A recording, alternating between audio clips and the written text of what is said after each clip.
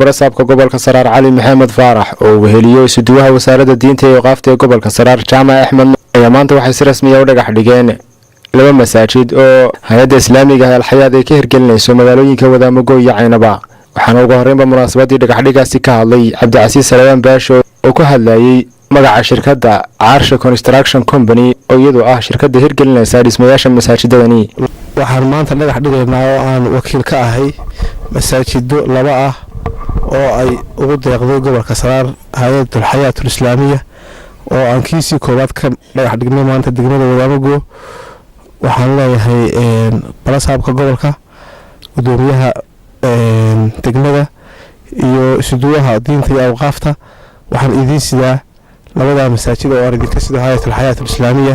waxaan maanta halkan u dhagax dhigaynaa masaajid ay dhisayso hay'adda Al-Hayaat Islaamiga oo ugu deeqday Wadaamago.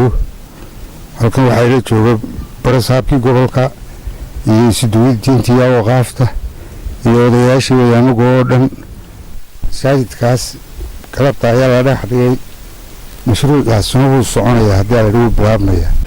galabta waxaan aad ugu faraxsanahay masaajidka aan halkan ka dhagax dhignay oo ay bixisay oo dhismihiisa ku deeqday hay'adda Al-Hayaat Islaamiga oo ka dhisayso deegaanka Wadaamago.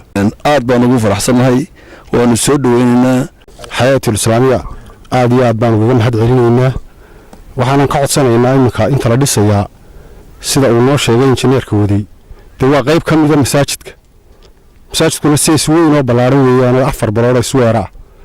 waxaan ka codsanaynaa hay'adda haddii alla idmo madrasado iyo wixii ka dhiman ay noogu darto. in badan baan sugaynay sidaaskiisuna in badan buu yaalay. alxamdulillah rabbil caalamiin ilaahay wuxuu soo diray hay'atul islaamiya ayaa masaajidka ilaahay u soo diray. aad iyo aad baan ugu mahadnaqaynaa ugu ducaynaynaa. cid kasta oo ka qayb qaadatayna waanu magaranaysaa ugu ducaynaynaa. aad baan ugu mahadnaqaynaa hay'adda.